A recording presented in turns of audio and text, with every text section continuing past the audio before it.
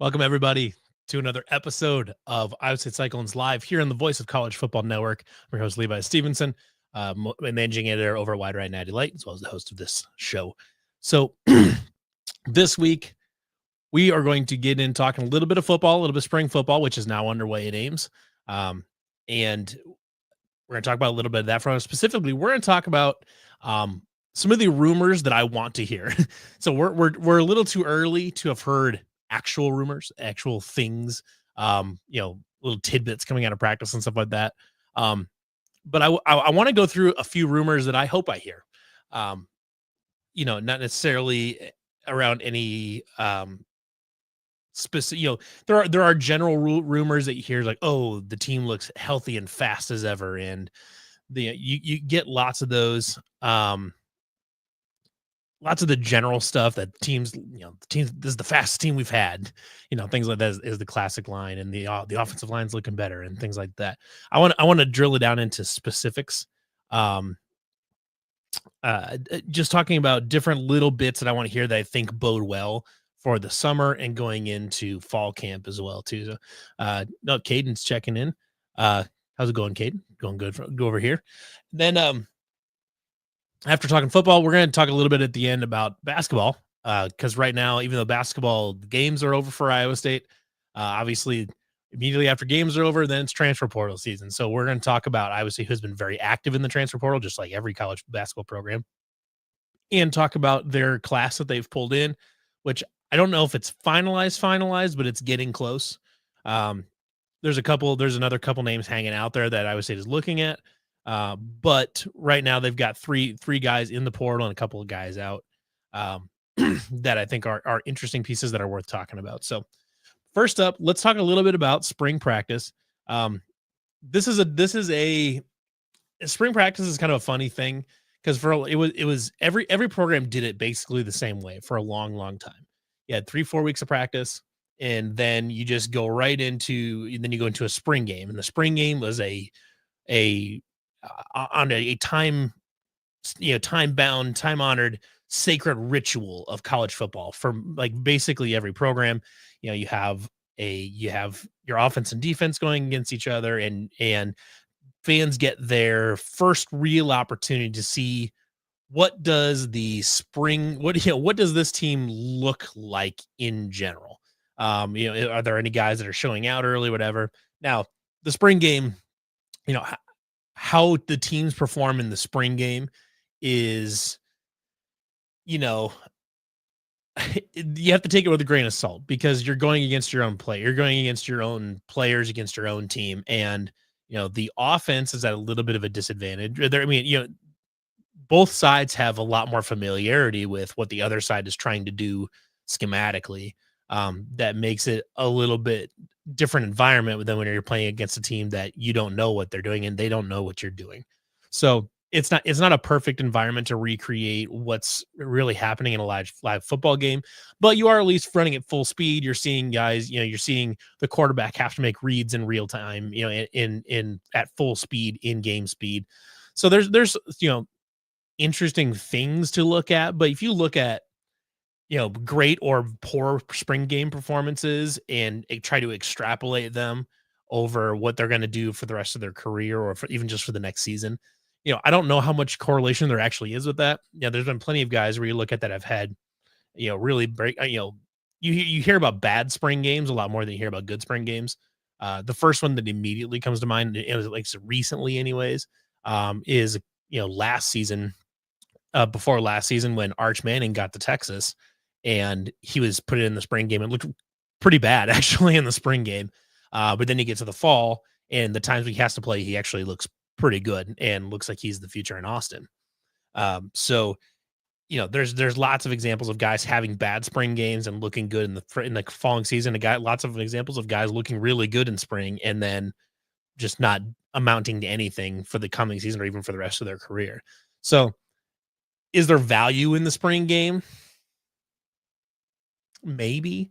I think in the NIL era, I think the spring game in general holds different value than it used to. It used to just be a way to just get fans there and kind of, it to hold hold fans over till football season. And specifically at Iowa State for a long time, it was directly tied to a festival in the spring that used to exist that all the Cyclone fans tuning in right now, you know exactly what I'm talking about. But there was a festival that used to occur every single year. It hasn't for about over a decade. Well, I'm actually right at about a decade now, a little over a decade, called Visha, which was a big week long celebration of the university that they held, and it went from like Friday the day before, the weekend, and then all the way through the weekend, through the next weekend, then through the following weekend. And on the kind of the second weekend or the main weekend of Visha was the spring game when they would sell cherry pies on campus, and then everybody would go watch what was likely to be a bad football team on Saturday, play in the spring game and just go watch some football in April. And it was kind of a nice way to tide you over from the end of basketball season into the summer and then into fall practice. So that used to be a thing. And then now you get to the NIL era. And I think what what value the spring practice provides is no longer the let's get fans in the stands because they just want to see the team type of thing. I think the value is that letting them see essentially let them see the product on the field that they're paying for in terms of NIL donations, to the various collectives and things like that, where now people feel financially invested in the team and in many cases are financially invested in the team, whether they're a season ticket holder or just a donor, or um or they're donating to the collectives and whatever. You know, people feel financially invested in teams now. They want to see, just like anybody that's invested in the stock market or anything like that, they want to see what they're invested in, see what that looks like. So the spring game now is kind of that, but it's also saying, you know, if you can have a really impressive spring game, people might be more likely to donate more money, uh, you know, through the summer. And they see a guy, they see a guy break out in the spring game and has a huge game. Maybe it's a receiver that has a bunch of catches and has a couple really amazing plays. Maybe that's a way to market that player and say, hey, we've got guys like this and we need to make sure we can hang on to them. So we're going to need some more donations and things like that. And so it's almost more of a marketing opportunity, I think, than anything. Cause I know the spring game in general, I think most coaches do not like playing it. I think they would rather just have a regular practice than do a spring game. And Matt Campbell has made that very clear. There's been times where they've had a spring game where it's been a kind of a modified version or an open practice. They it was a few years ago they had a series of open practices on Friday, on a few different Fridays throughout the spring practice that fans could attend. They were at it was that There was one in Ames High School. I think there was one at Gilbert. There was supposed to be one at Des Moines Roosevelt, I want to say, and that got canceled. Um, but you know, is there a lot of value in? I don't know. The coaches don't like it, but the fans seem to kind of want it just as a thing to do, I guess. But it's just kind of an interesting thing. No matter what, the goal out of spring practice is to get guys, get some stuff established, get some guys in the weight room, get guys doing drills, and most importantly, keep everybody healthy. The worst thing that you can do is have someone go down with an Achilles in spring practice or something like that, where they're just done. They're not even close to the football season. You're not even in fall camp where you're really prepping for games, and you lose them for the season, where it's an Achilles or an ACL or a back injury or something like that that can linger. You know, keep everybody healthy, and especially after last season, I would say its priority has to be keeping people healthy, along with just the improvement that you'd like to see. Um, Caden makes a great point. As they say, iron sharpens iron. I would say it's a great team. They're gonna reload. So I totally agree. It's valuable for them to play against each other. The thing that I've seen floated actually, which is interesting, is the idea of, and I think there's been reports of teams looking at doing this. I think it was in the SEC. I can't remember exactly which two schools that were talking about um, doing scrimmages in spring practice the same way like the NFL does it during training camp, where like one team will just go visit and the other they'll just have a practice together basically, and they'll do a scrimmage together. It'd be very interesting. Caden says, "Can you join the show? I'd like to give my thoughts." We can do that there towards the end. Actually, we'll do that here when I'm kind of towards the back end of the show. We can definitely do that. Um, let's see, and lost my train of thought. Okay, yeah. So the idea that teams would go do a scrimmage against each other in spring practice, something like that. Um, there was, I think it was a Heartland College Sports put out an article about like theoretical matchups that, Big 12 teams could have. Yeah, so Fred's got the right idea here. Bring back the telephone trophy. I would love nothing more than to see Iowa State and Missouri do a spring practice together. I think that would be fantastic. You could play for the telephone trophy if you really wanted to. The Heartland College Sports article I thought was really funny because it brought up Iowa State's spring practice partner as being the Minnesota Golden Gophers. Now I'm not going to ride on this author too hard because he just may not know this. He may not know the history between Iowa State and Minnesota as college football programs, but it is not a friendly one. Iowa State still wears Jack Trice's stripes on the uniforms. The stripes are on the building. There's a statue outside the stadium. So there's a tense history between the two schools because of Jack Trice. For anybody that's not familiar with the Jack Trice story, I would very much encourage you to look look this up. I can show you actually on the Wide Right and Natty Light homepage. I want to see if it should still be there. I've got it pinned. I've had it pinned for a while. Right there. So let me pull it up on screen here for you. So on widerightnattylight.com, right here, we have a pinned article right here with the Jack Trice resource database. So if you are not familiar with the story of Jack Trice, this is a great place to look because we've got articles and videos from the Iowa State archives that various other people have written. Spencer Hall wrote a really great essay about it. The Undefeated. Kagavi does a great job. And everything you could ever want to read about Jack Trice is in here. It's got newspaper articles about his life growing up, about him being recruited to Iowa State, about the game in which he was injured, and then eventually, that he sustained injuries, and then eventually died from, and kind of the story of that. And there's so many good resources here. If you're interested in learning the story of Jack Trice, everybody should learn the story of Jack Trice. Jack Trice Stadium is currently the only stadium in college football named after a black player, after a black athlete.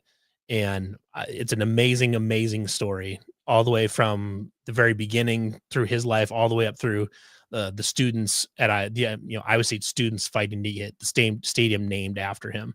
So it's a really incredible story that I highly recommend anybody that's not familiar with, take a look at it and learn what it is. But that is one thing that is essentially the incident that started the tense relationship between Iowa State and the University of Minnesota.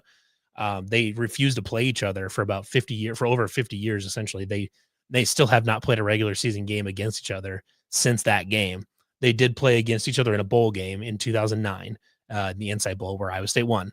But that is not a school that Iowa State maintains any sort of relationship with.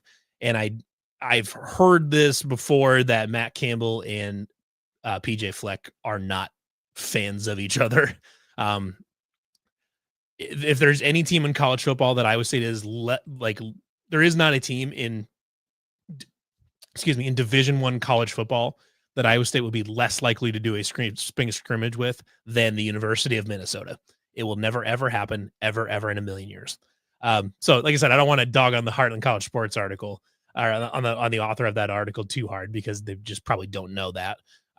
But it was just a funny thing that brought up, and I thought it was worthwhile. It was a good opportunity to also mention Jack and encourage people to read about him and learn his story a little bit.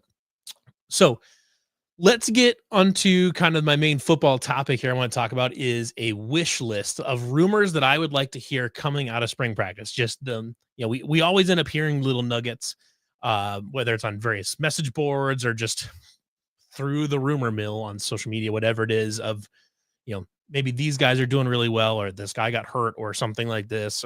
And obviously not interested in hearing anything about any major players or any player at all getting hurt.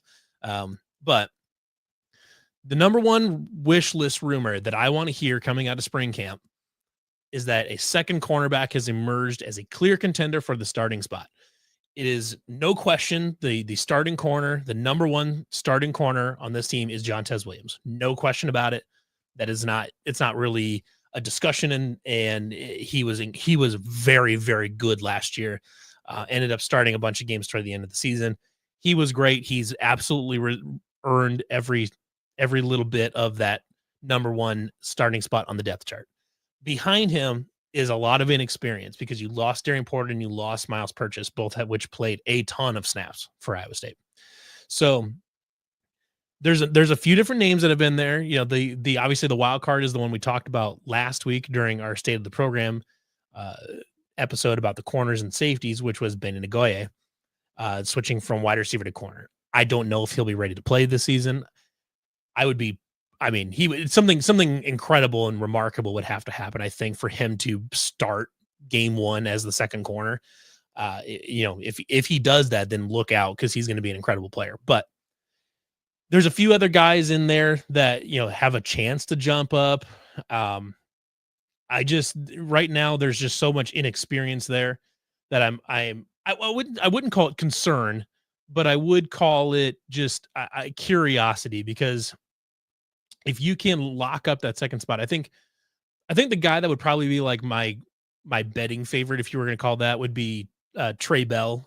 Who is a transfer in, I believe from Ball State, if I remember correctly. But I think right now, he just because of his experience, I think he's a guy that has a great shot at getting that other starting spot at corner. There's a few freshmen as well, but I think right now he would be my betting favorite for that. Of course, it's just betting favorite's got a little bit of a touchy subject still, but Quentin Taylor would be another one. I think that he played a little bit last year. Kyjon Cummings Coleman, a few younger names there, but right now Trey Bell is the junior transfer from, I believe, is Ball State. That hopefully I'm not mixing that up, but he's my guy right now. I would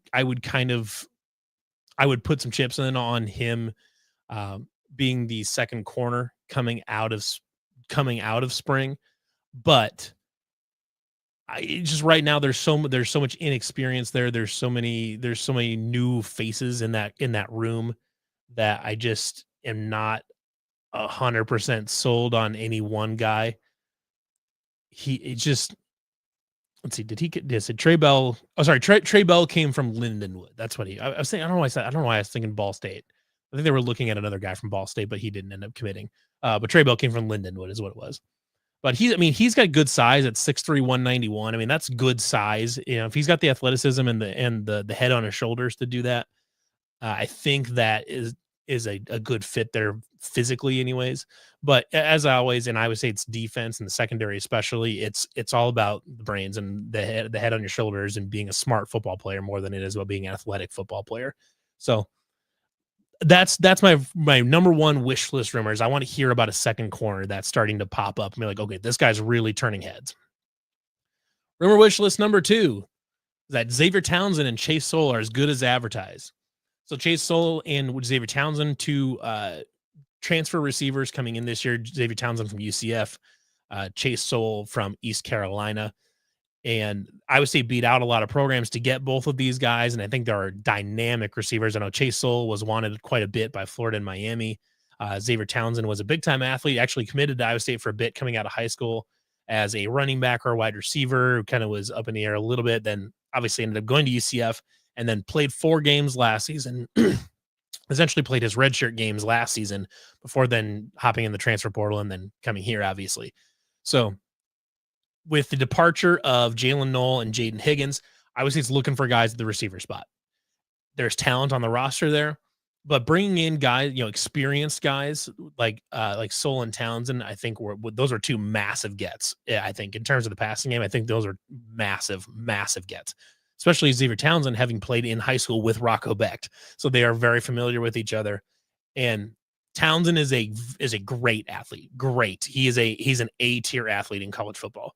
He is a guy that if you get the ball in his hands, he can do really fun things with it. Chase Soul is a bigger body, much like a Jaden Higgins, where he can run routes over the field, but I think he's best when you can get him vertical, especially, and you can let him use his size to bully defenders out a little bit. He is dangerous after the catch too. He's an effective runner after the catch.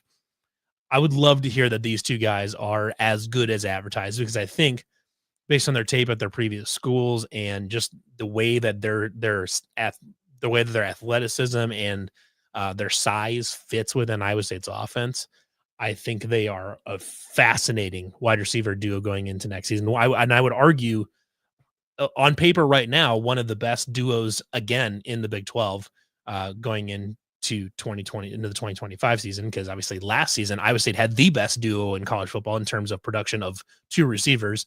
They had 2,000-yard receivers, and they were the most productive two in college football. So you'd like to follow that up with two really good guys, and Chase Soul and Xavier Townsend are obviously very good candidates to do that. Excellent athletes. I think they're good kids. And I think they fit really nicely in what Iowa State likes to do, because Chase Soul and Xavier are, I said in my mind, as far as play style goes, are 1-to-1 replacements for Jaden Higgins and Jalen Knoll. Townsend's a little bit bigger than Jalen Knoll, but not a lot. But can do a lot of the same things that Jalen could. He's very similar athletically, and Chase can really be a big physical receiver that can catch balls anywhere around the field too. So I think this is a great fit. I would love to hear that these two are turning heads in camp. And even if it's not specifically these two, I mean, you could really expand this point out to, I want to hear that there are some receivers that are really impressing the coaches. Obviously it's early. Anybody can turn it on in spring camp, but you got to follow it up through summer workouts and into fall camp. And then obviously when the lights come on in the fall, especially when the lights come on in Dublin, Ireland, that's when you need them to show up. But there's a number of guys on the roster that I think are interesting. Isaiah Alston would be a guy I'd love to hear. Eli Green, I'd love to hear that those two have really turned it on in their second year in the program. Yeah, gosh, Michael Parks is another guy there. Brett Eskildson played some last year. There's a lot of names in this room that I really, really like. Maybe Daniel Jackson is healthy and can do something. Of course, he's actually not, now that I'm looking at it online, Daniel Jackson is not on the spring roster. Oh, no, there he is. He's right there. So maybe Daniel Jackson is, when he's healthy there. Dominic Overby played a number of games last year. He's a really intriguing athlete with really great size that I think could absolutely make a big jump this spring. Lots of guys. I'd love to hear any two guys, but I think Xavier Townsend and Chase Soul are probably the most ready to just step in and be really good in the offense. But it would be, I'd love to hear about those two specifically in the spring and just see how they're fitting in, especially because, like I said, Xavier played with Rocco Becht in high school, so you would think there should be some natural chemistry there. Number 3, I would love to hear that we do indeed have an embarrassment of riches at linebacker. I talked about it last week in the state of the program for the linebackers, and I've said this a number of times throughout the end of last season, through the end of last season and coming into this season, that while the snake bitten linebacker room of 2024 could not stay healthy, consistently had guys missing, guys out, and having to play, true freshman walk-on middle linebackers, for dozens of snaps in a football game. That was going to, the silver lining of all that was it could pay off in 2025, where now you have a room with 8, 9, 10 guys that have started games and played significant snaps and played good snaps. There wasn't any linebacker that played last year that I was like, oh shit, this guy's not good. He's not a Big 12 linebacker. He can't play. There wasn't anybody that played last year that I felt like that. Maybe the one that was caused me some concern was Jacob Ellis, but he has since transferred. But you have, you have a lot of guys in this room that have played so many snaps, and you get back, you didn't have Will McLaughlin for most of last year. Will McLaughlin is healthy. Caleb Bacon is healthy. Carson Willett should be healthy-ish. Caleb Brazina is healthy. John Klosterman is healthy. You have so many guys coming back next year that you can get really creative with your personnel groups. You can keep guys fresh, keep them healthy, and you can afford to move Caleb Bacon down to the line of scrimmage, or Caleb Brazina, or whoever. You can afford to move a guy or two down to the line of scrimmage to be an extra pass rusher to help out that group and feel very comfortable with who else you got sitting back. You don't need to You don't need to have Caleb Bacon sitting in coverage all the time, playing there. You know, it's not like he's a bad coverage linebacker, but he's an elite edge rusher. And you would love to have him be able to focus on being an edge rusher when, when applicable. And with this group, you should be able to do that whenever you want because of how much experience you have in that room, and frankly, how much talent you have too. Because there's other guys that didn't play a lot last year that I think are really promising. Mason Miller is a guy that I touted coming out of high school that I thought this is your next Mike Rose. This is your guy. The Caleb Brazina and Mason Miller could be the next great Iowa State linebacking duo. And he didn't really play a whole lot last year, partially because he was just on his redshirt year, and I think he may have been banged up a little bit. But there's so much talent in this room and so much experience that I would, I want to hear what the rumor that I want, how I want to hear it worded is that Iowa State is so deep at linebacker that they're getting they're working on some more exotic blitzes and things like that. They're really looking on some really interesting things that you can do with that kind of depth that most teams can't do because they don't have that kind of depth at that position group. So I would love to hear more about the overall linebacking room, but especially just how talented and experienced they are and seeing what they're what they think they can do with a guy like Caleb Bacon or like Will McLaughlin or even a Bo Goodwin that got to play a bunch of snaps last year and play good snaps. And then my fourth rumor wish list here is related, which is that we've got pass rushers that are showing promise. Will the pass rushers come from the linebacker room? Is it a Caleb Bacon? Is it a Will McLaughlin? Is it a Bo Goodwin? Or is it someone on the defensive line? You brought in two edge rushers in Vontroy Malone. Actually, you wrote in three: Vontroy Malone, Tamatoa McDonough from Yale, and Cannon Butler from UNI. I don't know if any of these guys are ready to play right away or not. They've got experience, obviously. I mean, I would think Cannon Butler at 6'6", 241. He's got the size for sure. He transferred here for his last season in college football. So I would think he came here thinking that he can, challenge for a starting spot and make a difference. So, I would say it obviously brought him in not just for depth, but knowing that last year the pass rush just wasn't very good.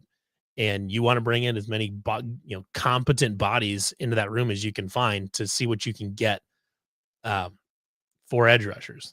Then there's a freshman, Jack Limbaugh, came in from Algona. I know they really like him. Trey Verdon, Malik's brother, Charlie Wallabin.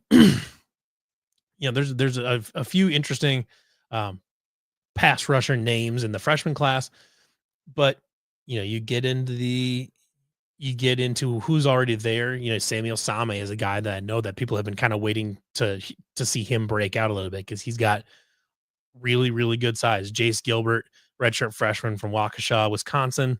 Another guy I think has a great chance of doing some interesting things. Kenny Iziogu has played a bunch of snaps. There's a lot of guys in that room that you want to see step up and not just be a promising player at the edge or at the defensive end spot, but can really be a game changer. Because Iowa State hasn't had a real true game wrecker since Will McDonald, essentially. I'd say really since Will McDonald was the last time Iowa State had a true game wrecker in as a pass rusher where the defense has to know where that guy's at on the football field. And, and then that guy's presence frees up other people, frees up other rushers up through the middle, whether, it's a blitzing middle linebacker like a Brazino or something like that. And makes the defense's job a lot easier, knowing that even in a 3-down front, you can send that guy against a right or left tackle and he's just going to zip right around him and he's got no shot. They haven't had a game wrecker from like that and since Will McDonald left. Do they have a guy like that on the roster right now? I don't know. Will McDonald himself was only a mid to low 3-star recruit coming out of high school. He hadn't played the position very long, but was just a good athlete basically. And he turned into a first-round NFL draft pick. So guys can come out of nowhere. There isn't necessarily a guy that I've seen play so far that has gotten significant snaps so far that I'm looking at and saying like, oh, this guy's going to jump off the page. But like I said, Samuel Sama and Kenny Yogo have played lots of snaps, and they have good size. Keenan Butler is obviously very experienced. He's got good size as well. 6'6", 241 is a good size. He's got lots of experience at a good football program in UNI. Will that translate over to the Power Five, where he's got he's got, this is his last year in college football. This is, he doesn't have 2 years to, he doesn't have a year to get into the to get into the system, and then the second year take off. He's got one shot at this, which means that he's got to come in and kick ass right away. I mean, he's got no choice to do that. Otherwise, he's going to waste his last year of college football not playing. So, that's a guy on purely on the basis of him, quote unquote, being, to use a baseball term, him being in a contract year. I guess it's kind of a football thing too, but in general, him being in a contract year, essentially, that if he wants to play if he wants to play football beyond college, this is his chance to do that and to make a mark in his last season in college football. So, he's a guy to look out for on purely on the basis of this is his last shot. This is he should be plenty motivated to be an effective pass rusher there. So, lots of interesting names there, but I just want to hear that there's guys popping out a little bit, that I want to hear that there's guys that they're interested in, that they're excited about going into spring practice. All righty, let's see here.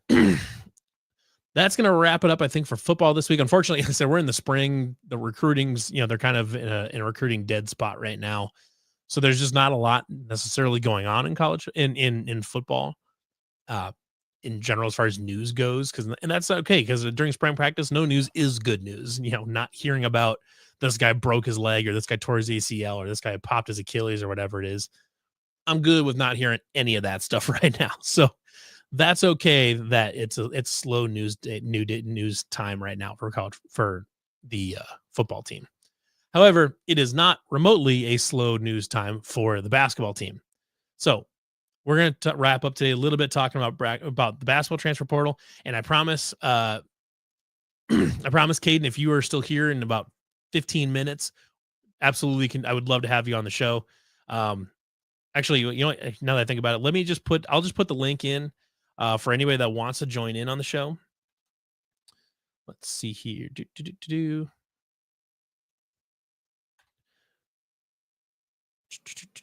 Okay, so anybody that's watching on YouTube, you should have a link there. If you want to jump in on the show, as far as the call, this is a call-in show. So if you want to jump in and give your thoughts and all that, absolutely do. I just put the link in YouTube, in the YouTube comments for you, so you can go. If you just click on that and follow that, you can use your phone camera and all that stuff too to join in as well. So this is functionally is a call-in show too. So I want to talk a little bit about the basketball transfer portal though. So obviously it's had a few guys going out. The main ones being Deshaun Jackson, who transferred out, and then you lose. He was a Charlotte transfer coming in last year, and then was up and down a little bit this year. But then you lose Keyshawn Gilbert and Kurt Jones, both to graduation. And you're left filling a few different spots here as well. So basketball recruiting is such a weird thing anymore, just because you can turn over huge portions of your roster at this point. Most teams are overhauling over half their roster every single offseason. So it's wild, because teams can change dramatically from one, they can be over half of a different roster within a week span, just with guys leaving and everybody that's moving right now. So the important part here for Iowa State, so like I said, you lose Noyes Indecitus, who jumped in the portal as well. He was a guy that coming out of high school that a lot of people thought could be a nice, combo guard scoring option. He did not play. He just didn't work out for a number of different reasons. So Noyes Indecitus left, Deshaun Jackson left, as I mentioned. Caden Fish was sitting at the end of the bench, had nothing. He wasn't playing. There was no path forward for him at Iowa State to getting playing time. Demarion Watson is a guy that had been in the program for a long time and just could never really break it through into a regular rotation. At times he would come in and play a really nice 10 minutes, and then we wouldn't see him for like 5 games or something like that. So really inconsistent playing time. A nice kid, or whatever, does a good job when he's in the game, but you know, understandably going to look for more playing time.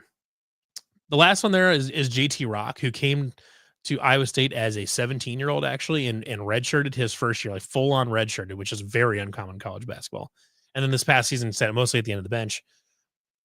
I think my guess right now is JT Rock ends up at a mid-major, low major, gets, to get some playing time on a team that really needs a guy like him with the size. 7'1" is a pretty good size post player there. So send him off to a G5, and maybe you bring him back after a year or two, playing at South Dakota State or something like that. Be interesting if Iowa State is trying to essentially use him, essentially going to farm him out. They send him down to the minors, send him down to a mid major or something like that, and use that as a farm system, because that's just what college athletics are now. Is guys transfer out of big schools to go get more playing time and prove themselves, then they transfer back up to the Power Five. There isn't any more of guys transferring down and then blowing up and then staying there until the end of their career. That doesn't happen anymore. Guys, the mid majors and low majors, especially in college basketball, where there's so much roster turnover, those are functionally a farm system for the major conferences. Do I like it? I don't know. Probably not. But that's just the way it is. And I think that might be the situation here with JT Rock, is that they're going to attempt to use, maybe he doesn't come back. But if he can go to a mid or low major school and prove and get playing time to improve, and just get minutes under his belt, and really flush out his skill set, he could absolutely come back to Iowa State. I think, because they're always looking for size like that. So Iowa State might be trying to do the whole using the mid majors as the farm system type thing. We'll see. But besides that, if we look at who they're bringing in this year, or this off season, let me pull up the page here. So there's a few different guys here. Talk a little bit about the recruiting class, but then talk about the transfers as well. So the transfer portal, I'll start with them since that's kind of really what we're talking about. They've got 3 guys committed so far. Blake Buchanan is coming from Virginia, 6'11", 215. If you watch a lot of his tape, he's a rebounding defensive. I wouldn't call him a specialist, but that's definitely his dominant skill, I guess, is as a rebounder. I think I think his floor is Brandon Chatfield. I think he can absolutely come in and be Brant Chatfield. Do you want him to be better than Brant Chatfield? Probably. And I think he can be. He's pretty athletic, and he's fairly quick for his size, which I think I think helps a lot. I think he's athletic enough to be able to help defend pick and rolls and things like that, which is what Iowa State really struggled defending last year. He's interesting. I don't know exactly what he looks like, but I think he's at minimum. I think he can be a Brant Chatfield, where he can come in, play 10, 15 minutes, give you 4 fouls and 5 rebounds or something like that. I think that's a great outcome for Iowa State. If you can at least at minimum replace Chatfield, or if you can get a little bit more offensive production, that would be great. I think the big guy out of this class, I think that has the chance to make the biggest impact, is probably Mason Williams, transfer from Eastern Washington. He's a 6'5". He's 6'5". And he's a combo guard. I think they've got that pegged correctly as far as his position goes. He is a solid 3-point shooter. I wouldn't call him, his high school thing coming out is that he's an outstanding 3-point shooter. I think he's a fine shooter at the collegiate level. I think if you can get 35% out of him, I think that's a great number. If you watch a lot of his tape, he's a very downhill driver. So if he catches on the wing, he's going to try to drive downhill. And it's hard not to see a lot of similarities in the way he attacks the basket. It's hard not to see a lot of similarities between him and DeAndre Kane. Cyclone fans will obviously remember who DeAndre Kane is. Any real college basketball junkies would definitely remember who he is from about a decade ago at Iowa State. Was on a really, really fantastic Iowa State basketball team with Monte Morris and George Niang and Melvin Edgem and Dustin Hogue, and a team that was arguably one DeAndre Kane or one George Nang broken foot away from potentially going to a Final Four or beyond. And he was a reliable defender that was a physical attacker of the hoop. And I think that's how they would like Mason Williams to fit into Iowa State's scheme, is as a slasher, much in the same mold as Keyshawn Gilbert, but with better size. And I think he's more athletic than Keyshawn Gilbert was. We'll see if he can take care of the ball. Um, that's that was a big bugaboo for Iowa State last year, was limiting turnovers. And if you look at just the overall aggregate stats, Iowa State didn't turn it over like a ton, but it was most noticeable in conference play, and it was just the way the turnovers happened. It wasn't so many, it was some deflected passes because they were just, lazily passing around the perimeter. Some of it was there was a lot of just where they got their pocket picked because the handles were too loose, so they were driving into traffic. Lots of that kind of stuff. There was a lot of kind of boneheaded turnovers that happened a lot. So you want to try to find some high IQ guys that can really take care of the basketball. And then obviously in Iowa State, at minimum, the minimum requirement to getting into the program is to be able to defend and rebound. So I think he can do that, well enough as a wing, and I think he provides an interesting slashing option, especially as a combo guard off the wing. I do think he's he's going to be a more reliable 3-point shooter than Keyshawn Gilbert was. So I think as far as his fit in the offense, I think his ceiling is a little bit higher than Keyshawn's was. But we'll just have to see. He's transferring up from Eastern Washington, which isn't like they're not playing in a particularly difficult conference or anything like that. So we'll see what he looks like. The last number name here is Eric Mulder. He's a native of Pella, Iowa. He out of high school was literally not ranked. Played at Purdue Fort Wayne. Obviously, Iowa State sees something in him. I'm not trying to dog him. I'm not going to say he's bad or that he's not good, whatever. I'm not saying any of that. They clearly see something in him. I'm just not sure what that is as far as how they're going to fit. Maybe he's just the guy that comes in. Like I said, maybe he's your junkyard dog that comes in, gives you 8 really hard played minutes throughout a game. Where he can come in and spell someone on the wing, or at 6'8", he's probably spelling someone down low. Where he can just be a defensive slide in option, in to just eat some fouls for a few minutes, especially like when you're going against like BYU and they're going to have all their bigs in there. Having a guy that can sit there and defend a little bit, grab a few rebounds, and eat some fouls, I think is not invaluable. I'm not saying he can't be more than that, but I think just where I see him on the roster, I think that's probably where he's at. He's going to be a somewhat limited role player, and you just see what you can get out of him. So the last guy I've heard of, I know the big transfer portal news, if you want to call it that, was their pursuit of South Dakota State's, formerly of South Dakota State, Oscar Clough, who is a really, really skilled big man, a very, a good scorer, a good rebounder, not a great defender, but a good rebounder and a good scorer. And they went hard after him, but then Big Man University, Purdue, jumped in and ended up snagging him at the last minute, which is tough, because you thought that was a guy where you wanted one more post scorer and you were hoping he could be it. But in the end, a near 7-footer is going to have difficulty. You're going to have difficulty going up against Purdue, who has a good NIL situation, and it's a program with a reputation for doing lots of really good things with really tall players. So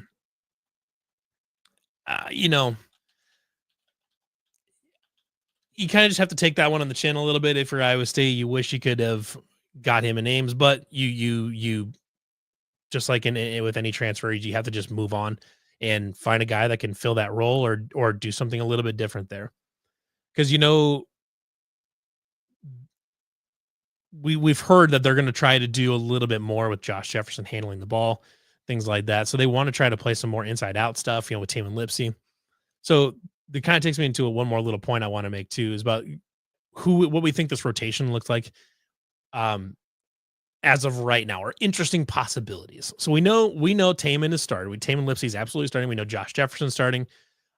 Right now, I would guess Nate Heisey is starting. I think he's probably earned at least a shot at that. He'll be a heavy feature in the rotation at minimum. I would be kind of surprised if he doesn't start. Um, you're looking at the freshman class here coming in that there's Jamarian Bateman. I think he's one of the highest rated recruits in Iowa State history. I think he's like the fifth highest rated recruit in program history. He is an unbelievable shooter. As with shooters coming from high school, it's always a matter of how well does it translate. We'll see, but he's a guy that like his scouting report coming out of high school looks not dramatically different from like Matt Thomas. What Matt Thomas looked like, though they really describe him as a good defender too. And from what I understand is that his defense is actually what caught TJ Otzelberger's eye. And then we just also found out that we found out that he's a phenomenal shooter. Um, we'll see how that translates, but I think he's a guy that absolutely has a good shot at factoring in as a major part of the rotation next year. And frankly, if I were making a bet on this, I think I would probably slot Jamarian Bateman in as a starter for next season. Xavier Mitchell's another really nice freshman that we'll see. I think he's more of a rotation player to start, and we'll just see how he develops. He's a wing player. He can shoot a little bit, good defender. A couple guys they brought in though from Europe, I think are really interesting. You got, I believe it's Dominicus Plata. He's from Germany. He's been playing. He's 6'9", and he's been playing in the German pro leagues. I think this is a really interesting player. It's great size. He's from Europe, so he's going to be fundamentally sound. He can shoot a little bit. He can rebound a little bit. I think this is a really interesting player that's playing against competition that you could argue is better than. I mean, he's definitely playing in anything better than a junior college player or high school player is going to be playing against. So he's cutting his teeth against against solid competition. I think he'll definitely factor into the rotation. That's great size in the post, and if he can defend a little bit, I think that's a really high upside guy there. One of the guys I think the guy, the freshman here that I think is maybe even the most interesting out of these is Killian Toure. He's 6'3", $190 they have a list as a 2. I think he's probably more of just in general a combo guard. Played at Brewster Academy in New Hampshire, which is obviously that's one of the premier prep basketball programs in the country. He can defend. He absolutely can defend. His tape is really nice, actually. I think he's excellent at finishing around the rim. He's very good in transition. I think his perimeter shot needs a little bit of work, and I think you think he's fine. Like I don't think you're upset with him taking an open 3 from the top of the key. I don't think you're upset about that at all, and I think he can knock those down. If you can be over 30% his freshman year, I think that's a great number from 3. I don't know how many he's going to take or how much what he factors in, but when you're trying to find scoring options at guard, especially guys that can defend, and the guys that can come in and spell Taman Lipsey and try to keep him fresh and healthy. Killian Toure seems like a great option for that. He's bigger than Taman, obviously, but can do a lot of the same things. He's a great athlete. I think he's going to fit into the rotation, maybe in that second platoon of guards. I think he's a really interesting name to keep an eye on. We'll see. There's some names here for sure. I know that one of the guys that they've got their eye on still that has visited Ames, and I think they believe they've got a good shot at, is his last name is Rhode, RHOD. I believe his first name is Ben. I think. Anyways, Rhode from Virginia. He's a guard. He would be coming in essentially as a 3-and-D shooter. That's what he was at Virginia. His stats at Virginia aren't amazing. They're going to blow you away, but Virginia's offensive situation is kind of an aberration. Just as far as in terms of pace of play and their volume of shooting and things like that, where it's you can't really take a lot away from what they're trying to do. But he's a guy I think that if they can land him, that gives you a nice shooter that you can bring off the bench. We'll see. But I think they've done a sufficient enough job in the portal on the assumption that these high school guys, at least one or two of these high school guys is going to work out.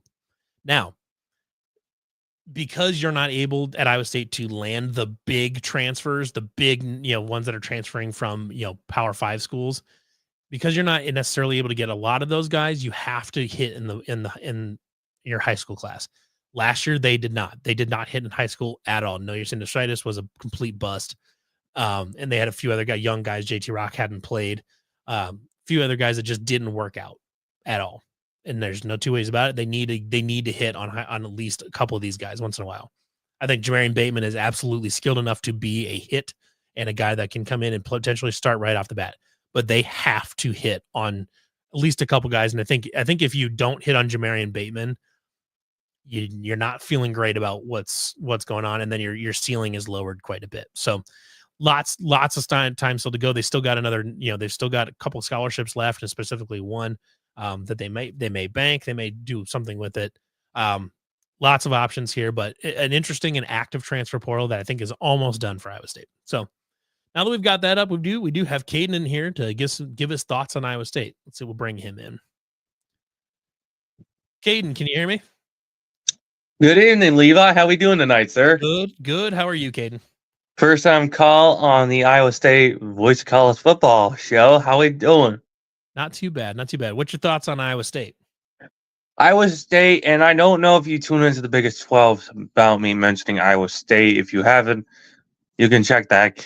Iowa State is one of the teams in my playoff contenders, like a little bit of a bracket for college football, because they're a stout team, but also they're a team that's underestimated, that is greatly talented. They've got the raw talent, and they've got the young guys in the locker room, but also they've got the guys that can set the tone in any situation. Looking at Iowa State's schedule, I mean, it's not going to be a cakewalk of a season like last year. Like last year, you guys just absolutely, went through the schedule with maybe a few things that I see, but overall, great team and a great all-around offense. Defense looks great.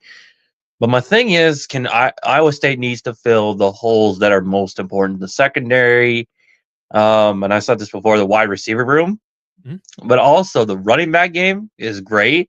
But getting one more guy in there just to really help the rushing game. Yep. Now, this is coming from an Ohio State fan. Note this. This is coming from a fan whose team won a 9th national championship. So you're hearing this from an Ohio State fan who respects the Big 12, but thinks the Big 12 is one of the most underrated, but also one of the most talented conferences in college football. Absolutely. Say otherwise. You brought up the schedule too, and I think I've talked about this a little bit, but I think Iowa State's schedule, just based on who they were going to have to play and where they were going to have to play them, I think they got a really nice. They got about as good a schedule as you could get based on who they were going to have to play and where they're going to have to play them. You've got BYU and Arizona State at home in late October, right back to back. You've got a nice ramp up throughout the season.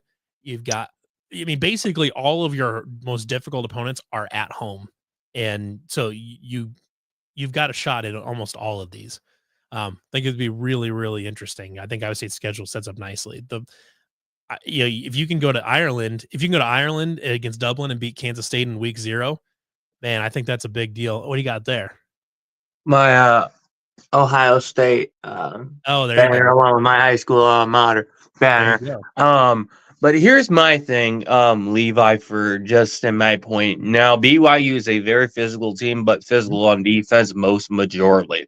Yeah. Now, Iowa State's offense has shown that BYU has weakness, but however, BYU corrects their, I would say, errors on their plays. So not being able to read the pass going down to the receiver correctly. That's the one thing that I specifically noted to be on the BYU podcast. I specifically pointed that out to him, and I specifically pointed out on my channel that BYU needs to correct the secondary issues, not being able to cover the receiver at the right moment, because that 1 second, that 1 mere second, just can change the game.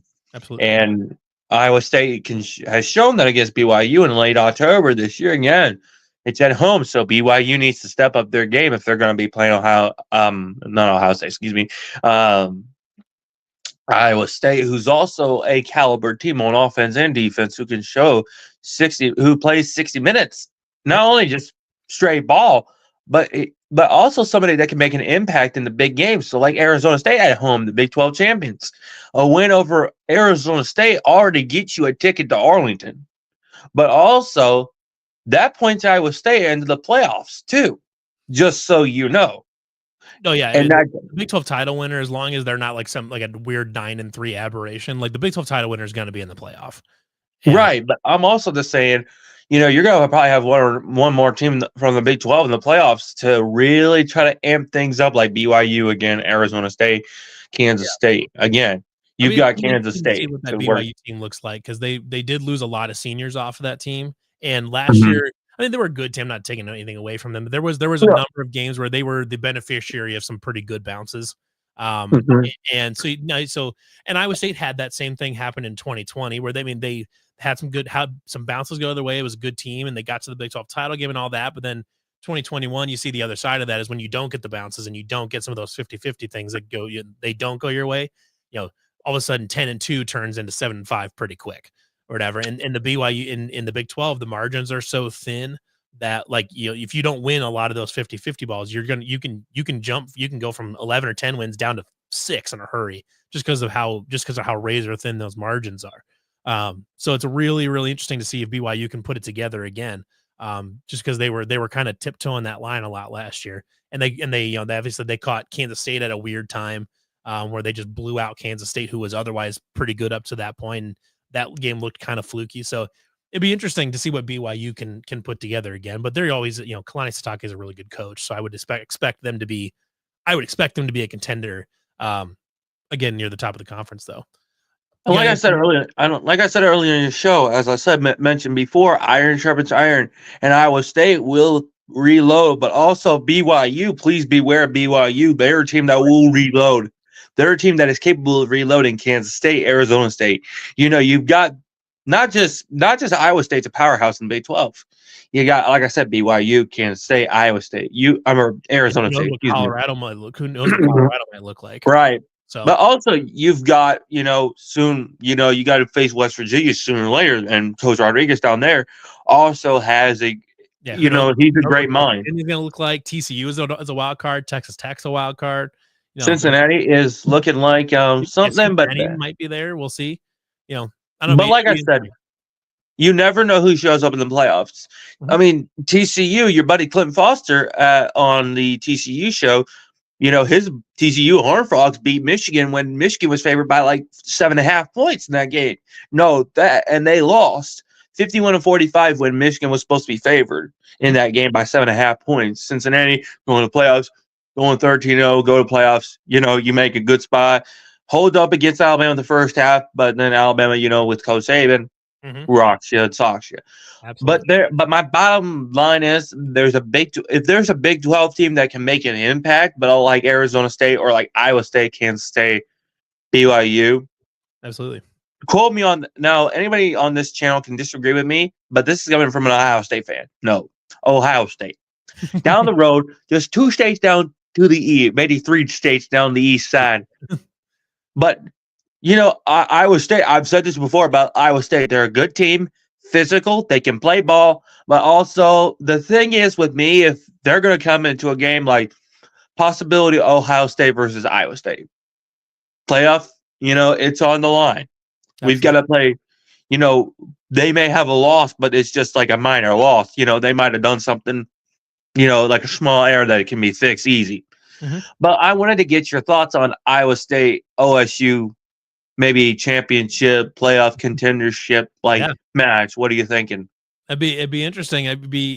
You'd either have to see them in the semifinal, or Ohio State would have to lose a couple games, and have to be a first round bye or first round playoff kind of team or something like that.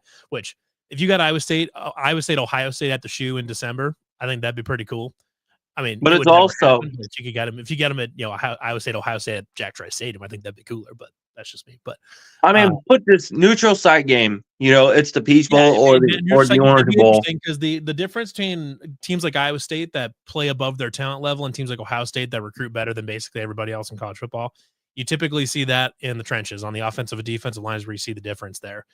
But not only in the trenches, but it's also in the secondary. You have to understand that both teams have good secondaries like BYU. BYU is another team who I mentioned before. That's a good team with the secondary, but also it's not just their defensive line in the trenches with the offensive line, but it's also the linebackers, the pass rushers. It's also your outside guys. Absolutely. But it's also your cornerbacks and safeties.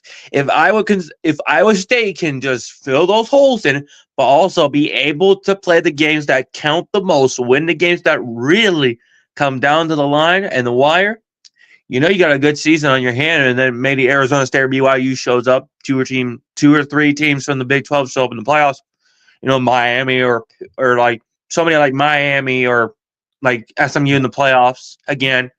And then obviously SEC, you want to see Georgia, Texas, and then Big Ten, it's Ohio State.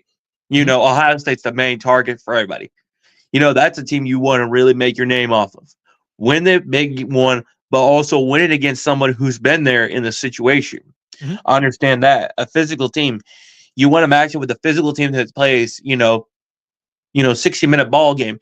It's not going to be a blowout game in the playoffs. Georgia TCU was a no-exception game. That was no exceptions. TCU is a caliber team, but when you play defense like that early on, that TCU team is also kind of a team of destiny too. They were just pulling stuff out of their butt for a long time and really kind of overperforming where they probably should have been. But there was a good team. Max Duggan was an incredible college football player that deserves his own spot in the College Football Hall of Fame with what he did that year. Mm-hmm. But also, it wasn't really much of a out of the butt type of year. It was just kind of showing what TCU is capable of. That's where TCU is absolutely capable of jumping up and sniping off a big gun.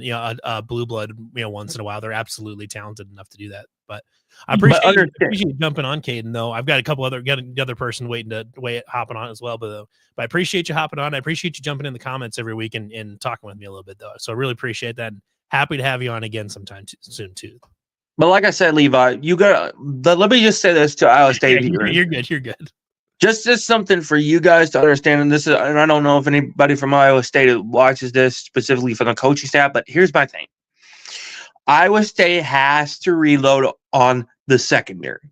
Yep. They need to reload the offensive line too, because if you're going to be sending these guys out, but also a little advice again, iron sharpens iron. You see Ohio State every week. You ain't not seeing on their social media page. Georgia doesn't show it on their social media page. There's things that they don't show on their page because of spring practice, summer practice. It's that time for the team to really start sharpening their other teammates. Get the younger guys on the team, the freshmen, the sophomores. You want to be able to get those guys ready to go as soon as if one of your guys goes down, he's ready to roll. BYU's proven that again. Arizona State, Kansas State. So there's my 2 cents on that, Levi. So I want you to just keep that in mind. Absolutely. But also, the playoffs, that comes at a high risk because you don't know whether Georgia comes back and, absolutely whips the snot out of their schedule. And then, they look like the same team they were. Ohio State, obviously. That's a no question. Georgia, no question. Miami or SMU, that's a no question asked. But also, BYU, Arizona State, Kansas State. Keep them in mind, folks. Iowa State isn't the only powerhouse in the Big 12.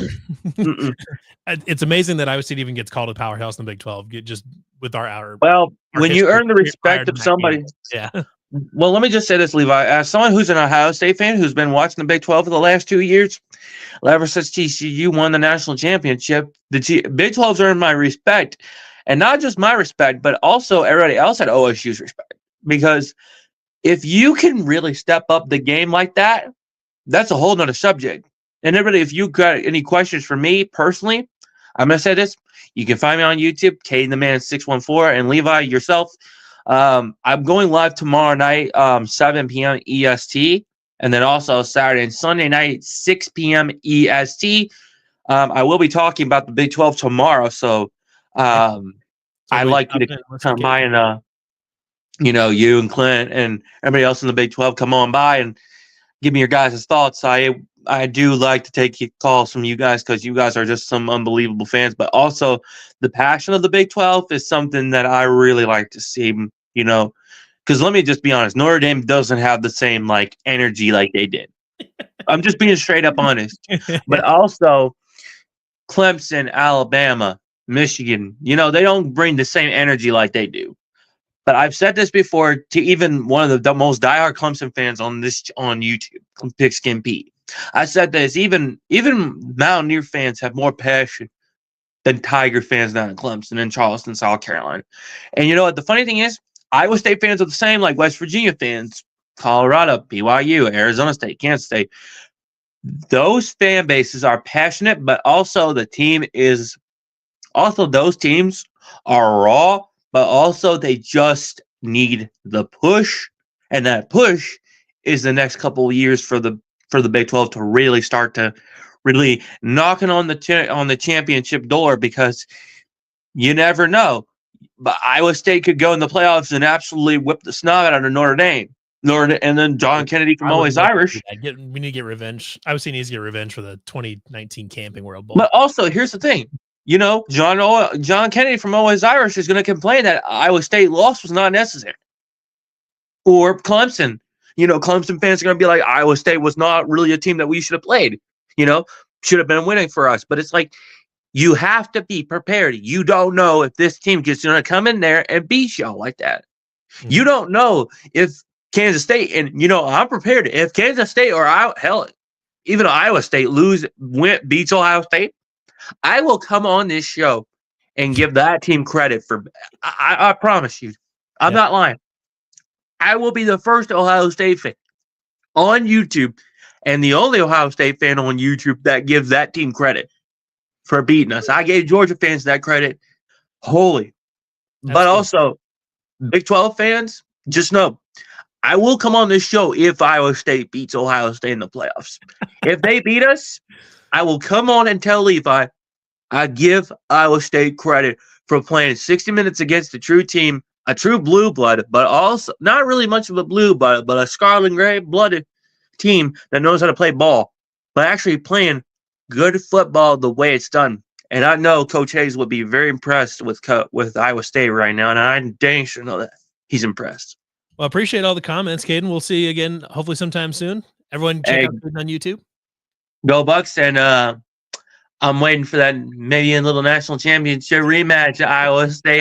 Ohio State, first time ever in the playoffs, baby. Am I gonna get a 10th ring, or is Iowa State gonna get their first win against a big powerhouse con team in the playoffs? We'll never know. But as I say, you never know what happens in the world of college football, and you never know what surprises could come. Absolutely. So just keep that in mind. Appreciate it, Caden. Thanks. All right, we've got another jump in here. We've got the voice of college football's own Jackson Johnson jumping in here. Right. First question here though is: was Tony Elk's football kick over the uprights in the 2001 Independence Bowl good? Yeah, but you're welcome. Iowa State is responsible for Alabama's dynasty because that Independence Bowl really kicked things off for them. So you're welcome. How you doing tonight, good buddy? Not too bad. How are you, Jackson? I'm doing all right. Just talking to a top-notch Iowa State insider. There you go. I mean, I always see you popping in the comments every week telling everybody to stop by Hy-Vee. Yeah, I mean, I haven't been commenting a lot, because I've just been staying busy here and there, just making sure shows are getting downloaded audio. But I was gonna say the start of the season looks kind of scary, and I'm worrying about 2025 looking a little bit similar to 2021 because it's Iowa State is likely to be a preseason top 15 team. Same thing, 2021. And I'm not saying 2025 is going to be disappointing. It's not. I'm just saying that I'm worried a little bit about it because, I want to see Iowa State in that 113-year conference title drought. Yeah, you and me both, brother. The thing is, if you look at this, let me just pull up the schedule so the folks at home can see what's going on here. So that we're not just talking about stuff. 144 days until Farmageddon in Ireland. Ireland, and I will be in the stands at Aviva Stadium. It's going to be a good time. That'll be an amazing post-game show right there. Oh my God. You'll see. We'll see. Let's see if I'm even remotely sober enough to do something like that. Man, you got me thinking about Family Guy just now. What was that? You got me thinking about Family Guy, where like Peter Griffin meets his dad in Ireland. One thing I do want to bring up for though is that for anybody that's watching on Twitter and YouTube or whatever else, if you're not currently subscribed to Iowa State at the Voice of College Football on YouTube, I would highly recommend you do so that way you get notifications whenever we go live. And throughout the summer, I'm going to do some produced content as well, like some historical deep dives and things like that. So you'll see some stuff like that besides this, just this live show that goes every Tuesday. So definitely head on over to that page and give me a subscription over there. I would really, really appreciate that as well. But let's help our buddy Levi get to 1,000 subs on Iowa State at the Voice of College Football. He is the top tier Iowa State insider there is in all of college football. There you go. Okay, so yeah, you look at the schedule. I mean, Kansas State, I think they're probably going to be, I think the early line on that's like Kansas State's like a 2.5 point favorite or something like that. That's functional. That game is a toss up. It always is. It's gonna be a toss up from here till the sun runs out of hydrogen. It's gonna be a fun game though. South Dakota should win that. South Dakota is actually a pretty solid FCS program as FCS programs go. They're on the tier right below like the North Dakota States of the world. Good football program, but that's a game that Iowa State should win. Then you get Iowa in Ames, which I think Iowa will take a step back a little bit because I think they're just losing too much. But the weird part about this game, you'd think that being in Ames would be a great thing for Iowa State. But, I know, right? But the Cyhawk game, the last however many years, has typically gone the way of the road team. The last time they won in Ames, Iowa, was in the Paul Rhodes era. That's exactly right. Yeah, that's exactly right. Matt Campbell has now won twice in Kinnick Stadium, but they have not won, and he has not beaten Iowa at home yet.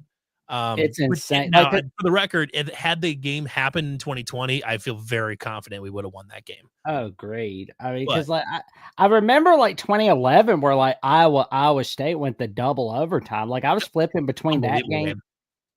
Yeah, because I remember flipping between that game and Auburn, Mississippi State as a 13-year-old. I was keeping an eye on both of them. Hell yeah. I was in the stands as a student at that 2011 game, and it was unreal. There you go. Then you got Arkansas State, which this one I would say makes these weird G5 road trips every few years. Arkansas State is a sneaky good program. Butch Jones is a good coach. He's a good champion of life. That's what he is. I couldn't help myself. Should win this, but this is one much like the Ohio game a couple years ago. You cannot take this one. You can't not take this one seriously. You have to go in there and play your best game.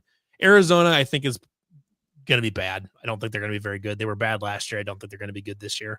You get that at home. Cincinnati should be fine, but I would say it has pretty much owned Cincinnati. That is a perfect trap game. It is a little bit of a trap game.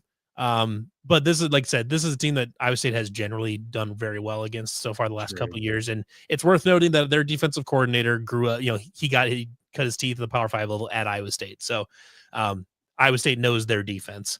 Oh, great. I mean, like Satterfield at Cincinnati. I mean, if Cincinnati's thinking they're going to get to the Big 12 title game with them, they're never going to with Satterfield. I mean, I don't. Yeah, they may go to a bowl game, which I'm sure they will, but I don't think they're going to be that happy about it. Satterfield I think he's still riding the cred he got for Lamar Jackson. Basically, he's still riding that wave. And I don't think I'm not sure that's a whatever. Colorado, I don't think anybody knows anything about Colorado right now. I mean, you can't lose Shedeur Sanders and Travis Hunter and be like, oh, they're going to be fine. I'm not saying they can't be good, but there's way too many question marks at Colorado roster wise. But I'm willing to give Deion Sanders his flowers as far as being a good coach. I think he does appear to be a good coach and a good leader of men.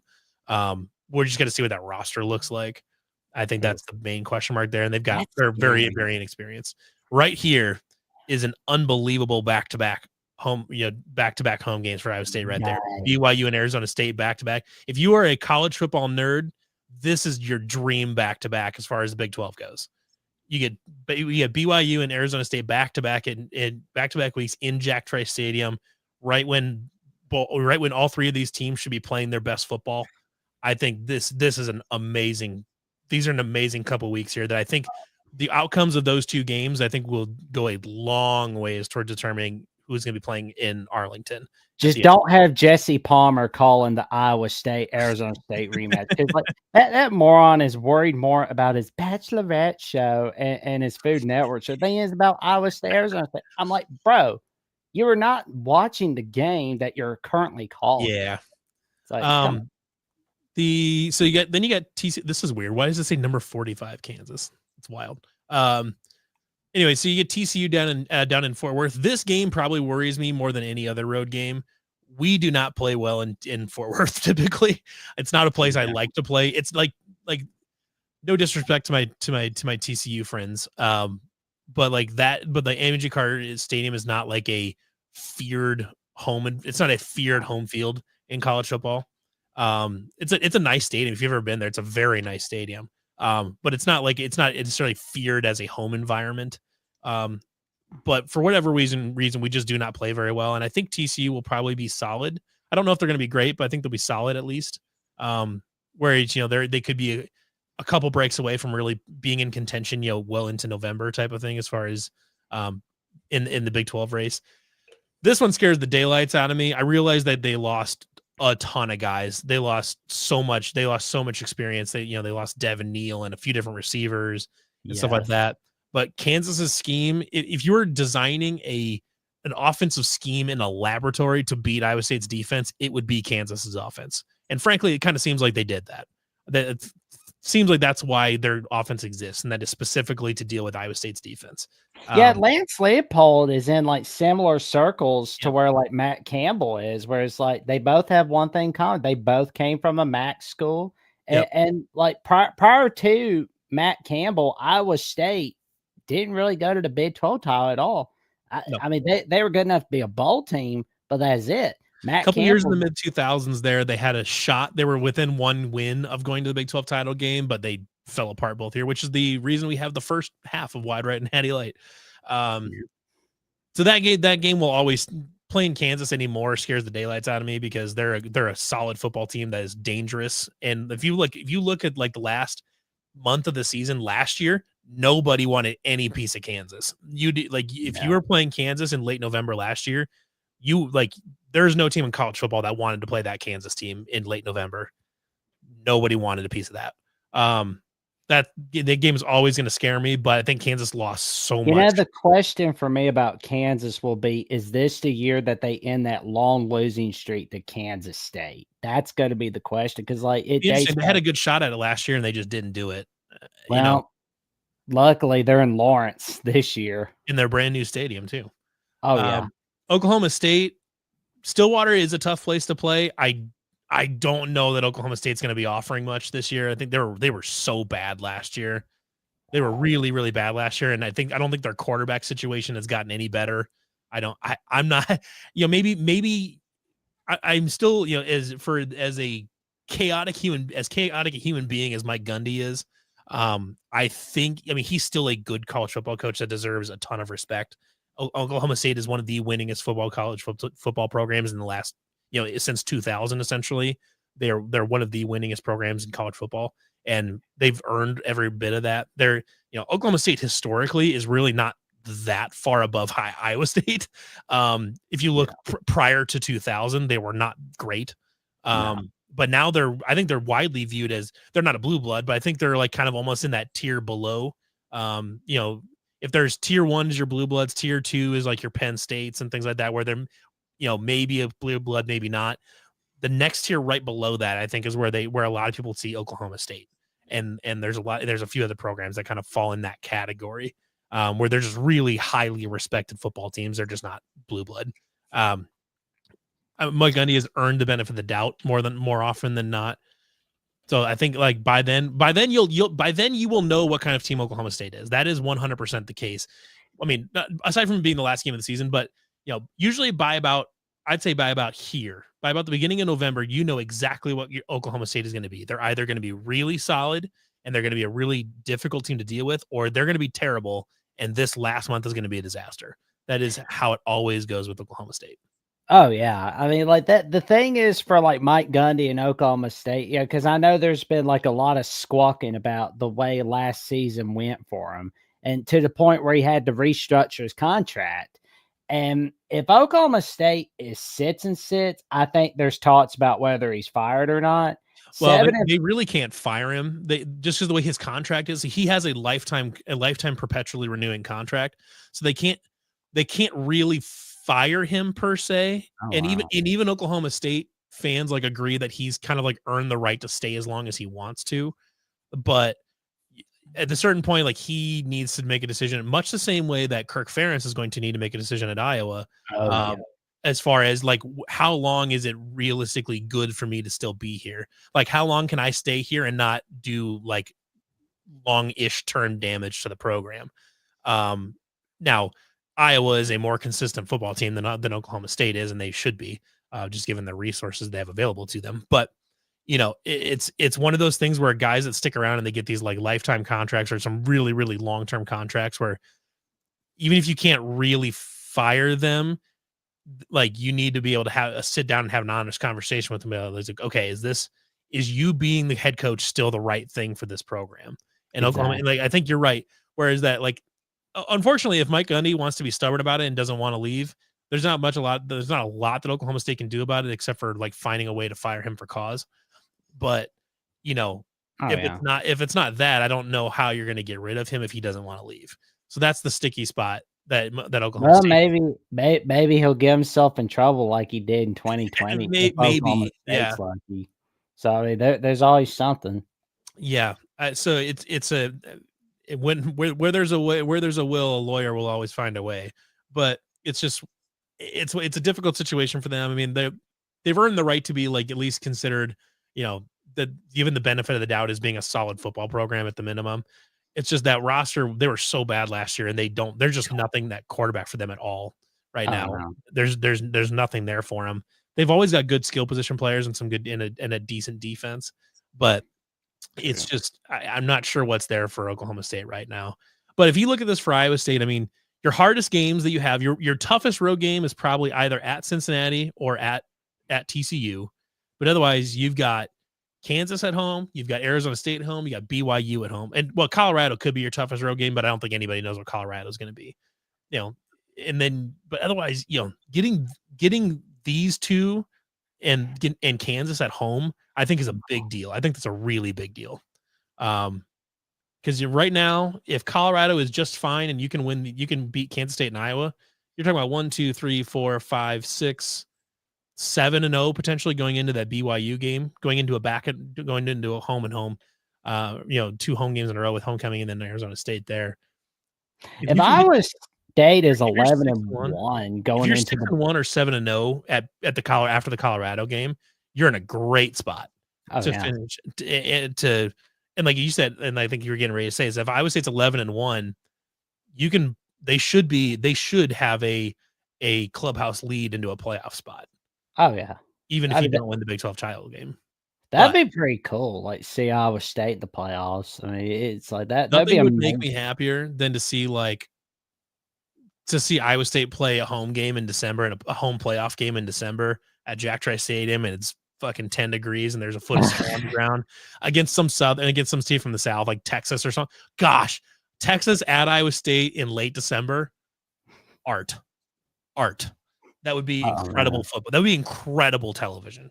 I tell you what would be pretty cool. Like if Iowa State goes like 11-1 and College Game Day is like, oh, we're gonna have or like bid noon kickoff decides, hey, we're gonna interview Matt Campbell, but while we're at it, we're gonna bring on Adam Sandler because I mean, after all, they both kind of look alike. It's like they do a little bit, yeah. Yeah, it'd be interesting. I think that just based on who you're going to have to play and where you have to play them, I think their schedule is about as good as you could get. As far as setting up, because you got you got a tough game here against Kansas State, you got a tough game here, but you've got a couple games around it that you should win, and you've got a fairly decent ramp up into your, you should beat Arizona. I think you should beat Cincinnati. Right. Who knows about Colorado or whatever. And then, there's a ramp up into your toughest schedule here. And if you can make it through this stretch right here and win 2 or 3 of those, these last 2 games feel very winnable. Again, it's hard to know what Kansas is exactly, but they lost like basically everybody but Jalen Daniels. And I don't know where, I mean, Daniels feels similar to Cam Rising, where it's just like he can't stay healthy for a full season. He can't stay healthy, but like even when he is like really healthy, I mean, you got to remember like when Iowa State played them last year in Arrowhead and they got blown out. You got to remember that Iowa State was missing both of its best pass rushers, and they were also missing a couple other guys, and they were also back down to their 9th string linebackers. That defense was a skeleton crew at that point, and when you can't get a pass rush on Kansas and Jalen Daniels can just sit back there and just throw the ball, you can have 10 seconds to throw the ball if he really wants, and you have 5th-year senior receivers that are very, very good at getting open. That's difficult to deal with. So if Iowa State is still healthy at this point in the season where you're not down to your 9th string linebackers and shit, I think you're in a much better way. You're in a much better position to deal with Kansas in that situation than you are the way they were last year, where they were just everything was working against them in that Kansas game last year. But it's an interesting schedule for sure. I think there's a lot of upside there. If you can win your home games, win your tough home games, everything's there for you. It is. But we'll see. We'll definitely see. I mean, it's going to be an interesting season for 2025. I mean, you get through that first half, you're good to go. Absolutely. So I think we're going to wrap her up for this week, though. Jackson, I appreciate you stopping in. You're definitely welcome to do so whenever. You're welcome anytime, man. Thank you for having me on. Absolutely. Thank you for coming on. And that goes for anybody else that's watching this too. If you've got thoughts on Iowa State or really anything else, you're certainly welcome to call in. We can talk about it. As much as I like talking about the Iowa State Iowa State Cyclones to myself for an hour, it's better to have people come on and actually have a conversation with too. So yeah, Jackson, appreciate you stopping on. Caden, I appreciate you stopping on and talking for a while as well. And we will so next week we'll not have a show. Busy, so I'm playing. My wife is a theater director, and her show starts next week, and I'm playing in the pit. I'm playing drum kit in the pit band, so I got to be at rehearsal all next week. So no show next week for us, but we back the following week, and hopefully maybe have some spring football tidbits. We'll see. But we'll talk about that and see what else is going on. So appreciate everybody tuning in. Thanks, Jackson, again for stopping on. We'll see everybody again in a couple weeks. Talk about more Iowa State Cyclones football here on the Voice of College Football Network. Thanks, everybody.